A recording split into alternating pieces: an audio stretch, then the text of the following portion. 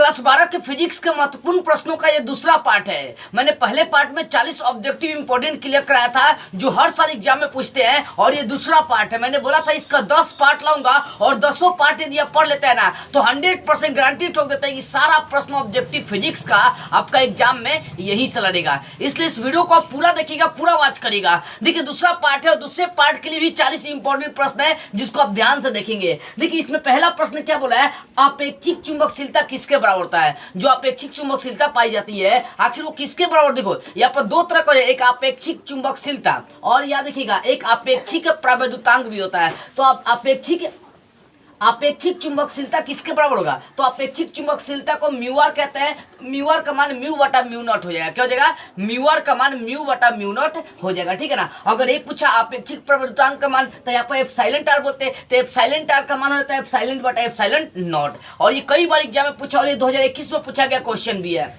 दूसरा प्रश्न देखते हैं, निर्वात में विद्युत चुंबकीय तरंगों की चाल का सूत्र क्या होता है। जो निर्वात होता है, निर्वात देखो चुंबकीय क्षेत्र के लिए भी होता है, विद्युतीय क्षेत्र के लिए भी होता है। तो म्यू नॉट का मतलब वो आपका होगा चुंबकीय क्षेत्र के लिए निर्वात, ठीक है ना। लेकिन एप्सिलॉन नॉट का मतलब है वो विद्युतीय क्षेत्र के लिए निर्वात है। तो यहाँ पर क्वेश्चन बोला कि विद्युत निर्वात में चुंबकीय तरंगों की यानी विद्युत चुंबकीय तरंगों की चाल क्या होता है। तो चाल को सी से सूचित करते हैं। इसका सूत्र होता है सी बराबर 1 बटा root under mu naught into हो जाएगा एप्सिलॉन नॉट। ठीक है। अगला प्रश्न देखते हैं, तीसरा प्रश्न है, पारदर्शी माध्यम में हीरा के लिए क्रांतिक कोण कितना होता है। देखो पारदर्शी पदार्थ की अगर बात करते हैं, थोड़ा सा पारदर्शी पदार्थ की अगर हम बात करते हैं तो पारदर्शी पदार्थ में अगर हम देखेंगे पारदर्शी पदार्थ में, तो पारदर्शी माध्यम में क्वेश्चन कह रहा था आपका कि पारदर्शी माध्यम में हीरा का आक्रांतिक कोण बताना है। और वेरी इंपॉर्टेंट प्रश्न, ये भी 2021 में किया गया क्वेश्चन है। तो पारदर्शी माध्यम में हीरा का क्रांतिक कोण कितना, 24.41 डिग्री होता है। चौथा प्रश्न, फोटोन की ऊर्जा का सूत्र क्या होता है। बाबू फोटोन की ऊर्जा का सूत्र h नहीं होता है। पांचवा प्रश्न, चुंबकीय क्षेत्र की तीव्रता का सूत्र क्या होता है। तो चुंबकीय क्षेत्र की तीव्रता को b से सूचित करते हैं, अब b का सूत्र हो जाएगा म्यू नॉट बटा म्यू नॉट हो जाएगा। ठीक है, इसको देख लीजिएगा। अगर ऊंचाई ट्रांसफार्मर, देखो ऊंचाई ट्रांसफार्मर के लिए बोलते हैं कौन सा कथन सही है, चाहे कौन सा शर्त सही है। तो ऊंचाई का मतलब सेकेंडरी लेकर चलिए, ऊंचाई का मतलब अधिक होगा, यानी सेकेंडरी जो फेरों की संख्या होगी, मतलब उसमें कह सकते हैं एनएस की जो फेरों की संख्या होगी वो एनपी से बड़ा होगा, चाहे वीएस के फेरों की संख्या जो होगी वो वीपी से बड़ा हो जाएगा। देखो तो इसका कंडीशन होगा वीएस ग्रेटर देन वीपी, यानी सेकेंडरी कुंडली, यानी सेकेंडरी कुंडली में फेरों की संख्या और प्राथमिक कुंडली में फेरों की संख्या, यानी सेकेंडरी कुंडली के फेरों की संख्या प्राथमिक कुंडली से अधिक होती है। तो इसको वीएस ग्रेटर देन वीपी भी लिख सकते हैं, तो एनएस ग्रेटर देन एनपी भी लिख सकते हैं। ठीक है। सातवां प्रश्न है, दिष्ट धारा के लिए प्रेरणिक प्रतिघात कितना है। दिष्ट धारा के लिए प्रेरणिक प्रतिघात कितना होता है, तो 0 होता है। कई बार क्वेश्चन किया कि दिष्ट धारा जिसको डीसी कहते हैं उसके लिए प्रेरणिक प्रतिघात का मान कितना होता है बाबू, 0 होता है। कितना होता है, 0 होता है। आठवां प्रश्न, फोटोन का विराम द्रव्यमान कितना है। फोटोन जो होता है उसका विराम द्रव्यमान पूछा, तो फोटोन का विराम का मतलब स्थिर का मतलब 0 हो जाएगा, यानी फोटोन का अगर विराम द्रव्यमान लेकर चलेंगे तो 0 हो जाएगा। 9वां प्रश्न, बोर की आवृत्ति का शर्त क्या होता है। बाबू बोर की आवृत्ति का शर्त होता है E1 घटाओ U2 बटा h न्यू होता है, बराबर h न्यू होता है। ठीक है, ये देख सकते हैं शर्त होता है। पृथ्वी के लिए पृथ्वी के चुंबकीय ध्रुव पर नमन कोण कितना होता है। पृथ्वी का चुंबकीय ध्रुव अगर लेकर चलेंगे तो उस पर नमन कोण या नति कोण का जो मान होता है वो 90 डिग्री होता है। 11वां प्रश्न, विद्युत चुंबकीय तरंग के संचरण की दिशा क्या होती है। देखो इसमें विद्युतीय तरंग भी है और चुंबकीय तरंग भी है, इसी कारण से मिलकर बन गया विद्युत चुंबकीय तरंग। तो विद्युत चुंबकीय तरंग के संचरण की जो दिशा होती है E vector cross B vector के समानांतर। पहले विद्युतीय आती है, पहले क्या आती है बाबू, विद्युतीय आती है। तो विद्युतीय को ई से और चुंबकीय को बी से, यानी ई क्रॉस बी हो जाएगा। ठीक है, इसके समानांतर। आगे 12वां प्रश्न है, वोल्टामीटर द्वारा क्या मापा जाता है। जो वोल्ट मीटर होता है उसके द्वारा क्या मापते हैं, विभवांतर मापते हैं। आंसर हो जाएगा विभवांतर। 13वां प्रश्न है, 1/4 पाई एप्सिलॉन नॉट का मान कितना होता है। तो बाबू 1/4 पाई एप्सिलॉन नॉट का जो मान होता है वो होता है 9 × 10⁻9 न्यूटन मीटर स्क्वायर प्रति कूलम स्क्वायर। अगर यहाँ से एप्सिलॉन नॉट का मान निकालते हैं तो 8.85 × 10⁻−12 कूलम स्क्वायर प्रति न्यूटन मीटर स्क्वायर, जिसको लोग फैराडे प्रति मीटर भी कहते हैं। ठीक है, ये कई बार क्वेश्चन किया है। 14वां प्रश्न 2021 में किया गया क्वेश्चन है। आगे देखिए, 14 नंबर प्रश्न, विद्युत विभव का व्यंजक क्या होता है? विद्युत विभव मतलब विभव का व्यंजक क्या होगा? W बटा Q होता है, तो इसको W बटा Q लेकर चल सकते हैं। आगे देखिए 15 नंबर प्रश्न आपका, प्रतिरोधों के समानांतर क्रम में कौन सी राशि समान रहती है? यानी प्रतिरोधकों का जो समानांतर क्रम होता है बताना है कि उसमें कौन सी राशि समान होती है। तो उसमें जो राशि समान होती है उसका नाम विभवांतर, जिसको हम लोग भी कहते हैं। 16वां प्रश्न, रेडियो एक्टिव तत्वों के लिए व्यंजक कौन सा है? तो बाबू देखो, रेडियो एक्टिव तत्वों को हम लोग TA से सूचित करते हैं, इसका व्यंजक लेमडा अपान 0.693 होता है, ठीक है ना। 1 भी कहीं कहीं दिया रहता है तो 1 भी लिख दिया कि जो रेडियो एक्टिव तत्व होते हैं उनके लिए व्यंजक लेमडा बटा 0.6931 हो जाएगा, ठीक है।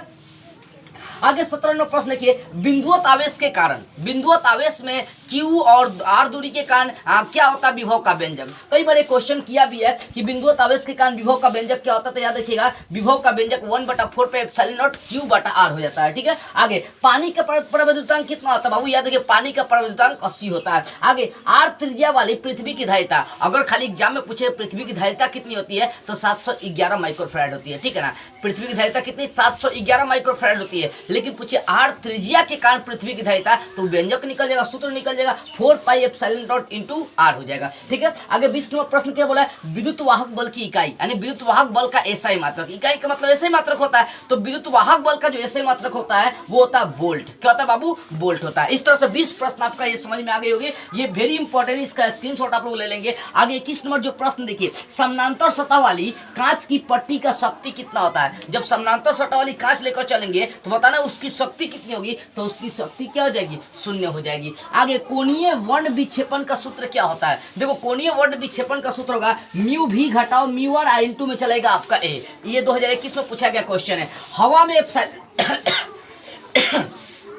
में एप्सिलॉन R का मान कितना होता है? तो 1 होता है बाबू, याद रखिएगा। अगला देखिए 24 नंबर प्रश्न, विद्युत क्षेत्र में आवेशित कण पर लगने वाला बल का व्यंजक क्या होता है? विद्युत क्षेत्र में जो आवेशित कण होता है वहां पर लगने वाला बल, तो आपको पता होनी चाहिए E बराबर विद्युत क्षेत्र में सूत्र F बटा Q होता है। तो यहाँ पर F का मान पूछा, बल का मान पूछा, तो Q को उधर लाएंगे तो QE हो जाएगा, यानी लगने वाला बल का व्यंजक हो जाएगा QE, यानी F बराबर लिख सकते हैं QE। आगे देखिए 25 नंबर, प्रकाश वर्ष किस भौतिक राशि का मात्रक है? प्रकाश वर्ष किस भौतिक राशि का मात्रक है? 2021 में पूछा गया क्वेश्चन है, दूरी का ऐसे मात्रक है। आगे सरल सूक्ष्मदर्शी में बना प्रतिबिंब कैसा होता है? जो सूक्ष्मदर्शी होता है उसमें जो प्रतिबिंब बनता है वो हमेशा कैसा बनता है? काल्पनिक और सीधा बनता है। लेकिन हमारे रेटिना पर, आंख के रेटिना पर जो प्रतिबिंब बनता है वो वास्तविक और उल्टा बनता है। लेकिन सरल सूक्ष्मदर्शी में प्रतिबिंब कैसा बनेगा? काल्पनिक और सीधा। 27 नंबर, सामान्य संयोजन के लिए खगोलीय दूरदर्शन की लंबाई कितनी होती है? अगर सामान्य संयोजन दिखा रहे हैं तो खगोलीय दूरदर्शक की लंबाई F0 प्लस F ही होती है, याद रखिएगा। आगे 28 नंबर प्रश्न है,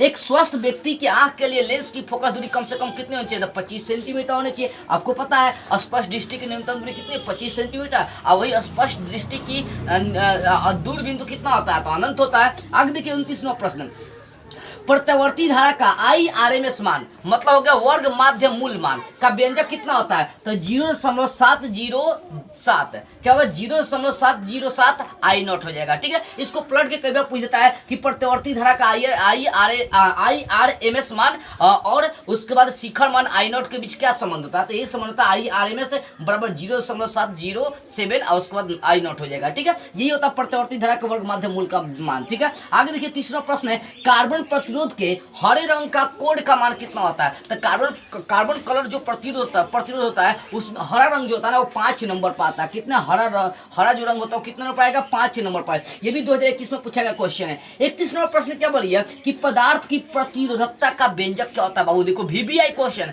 पदार्थ की प्रतिरोधकता का व्यंजक क्या होगा? तो पदार्थ की प्रतिरोधकता को हम लोग रो से सूचित करते हैं और इसका व्यंजक हो जाएगा R गुना A बटा हो जाएगा L, जहां R प्रतिरोध है, A आपका क्षेत्रफल और L लंबाई है। देखो 32 नंबर प्रश्न क्या करिए, विभवपणता का व्यंजक क्या होता है? तो E बराबर माइनस dV/dx है, जहां पर dV/dx को हम लोग विभवपणता कहते हैं। तो आपके एग्जाम में अगर पूछेगा विभवपणता किसके बराबर है तो ये ऑप्शन देगा dV/dx, तो इसी को टच करेंगे, ठीक है। अगला प्रश्न देखिए 33 नंबर, बोला विद्युत फ्लक्स का ऐसा ही मतलब क्या होता है। देखो चुंबकीय फ्लक्स का ऐसा ही मतलब वेबर होता है, लेकिन विद्युत फ्लक्स का ऐसा ही मतलब वोल्ट मीटर होता है, जिसको VM हम लोग कहते हैं। आगे 34 नंबर, एक समानांतर पट्टिका संधारित्र का व्यंजक कितना होता है। समानांतर पट्टिका जो संधारित्र होती है उसका व्यंजक निकालेंगे तो हो जाएगा आपका इसको बोलेंगे एप्सिलॉन नॉट इंटू ए बटा में हो जाएगा डी, ठीक है ना। तो ये होता है सी बराबर एप्सिलॉन नॉट इंटू ए बटा में हो जाएगा डी, ये होता है समानांतर पट्टिका संधारित्र का व्यंजक है। आगे 36 नंबर प्रश्न आ रही है 35 नंबर आपका कि विद्युत परिपथ की शक्ति क्या होता है। और ये कई बार क्वेश्चन, एक बार नहीं कई बार किया है, और 2021 में पूछा गया क्वेश्चन है कि विद्युत परिपथ की शक्ति क्या होती है। V² होती है, मतलब V²/R, याद देखिएगा। आगे 36 नंबर, धारतीय प्रतिघात का व्यंजक कितना होता है। जो धारतीय का मतलब धारिता, धारतीय प्रतिघात यानी धारिता के कारण जो प्रतिघात निकल रही है, यानी धारतीय प्रतिघात का व्यंजक कितना होता है। तो बाबू 1/ωc यही धारतीय प्रतिघात का व्यंजक होता है। 37 नंबर प्रश्न देखिए, टीवी प्रसारण के लिए आवृत्ति प्रास कितना होता है। जो टीवी होता है, टीवी का मतलब टेलीविजन, तो टेलीविजन के लिए, टीवी के लिए आवृत्ति प्रास कितना होगा। 30 से 300 मेगाहर्ट्ज होगा। कितना होगा। 30 से 300 मेगाहर्ट्ज होगा। 38 नंबर प्रश्न है, देखो यहाँ पर क्षीणता को मापने वाली राशि कौन सी है। चाहे क्षीणता को किस राशि में मापते हैं। तो बाबू डेसिबल के रूप में मापते हैं, और ये 2021 में पूछा गया VBI क्वेश्चन है। आगे 39 नंबर प्रश्न देखिए, हाइड्रोजन परमाणु में इलेक्ट्रॉन की न्यूनतम कोणीय संवेग कितनी होती है। तो हाइड्रोजन परमाणु में अगर इलेक्ट्रॉन की बात करेंगे तो उसका जो कोणीय संवेग होता है वो होता है h/2π होता है। कितना होता है बाबू। h/2π। और अंतिम प्रश्न देख लीजिए, दाता अपद्रव्य परमाणु की संयोजकता कितनी होती है। ये भी 2021 में पूछा गया क्वेश्चन है कि जो दाता अपद्रव्य परमाणु होती है उसकी संयोजकता निकालेंगे तो कितनी निकल जाएगी। 5 निकल जाएगी। उसकी संयोजकता कितनी निकल जाएगी। 5। इसका स्क्रीनशॉट लेना, जल्दी स्क्रीनशॉट आप लोग ले लीजिए। इसका क्या कीजिए, स्क्रीनशॉट आप लोग जल्दी ले लीजिए, ठीक है। क्योंकि देखिए ये सारे प्रश्न भी है, ये पार्ट 2 है। ऐसे पार्ट अभी 8 गो और आएंगे, मतलब टोटल पार्ट इसका 10 गो आएगा। 10 को देख लेंगे, गारंटी ठोक देते हैं कि आपका एग्जाम में एक भी ऑब्जेक्टिव नहीं बचेगा। इसलिए इस वीडियो को जितना ज्यादा हो सके सभी बच्चों के पास शेयर करिए। पार्ट 2 है, क्योंकि हम लोग का जितना ज्यादा लाइक कमेंट आएगा बाबू उतना हम लोग का मनोबल बढ़ेगा, और जब मनोबल बढ़ेगा तो धांसू तरीके से आप लोग को हम लोग तैयारी कराएंगे। इस वीडियो को सभी बच्चों के पास शेयर कर दीजिए। जय हिंद।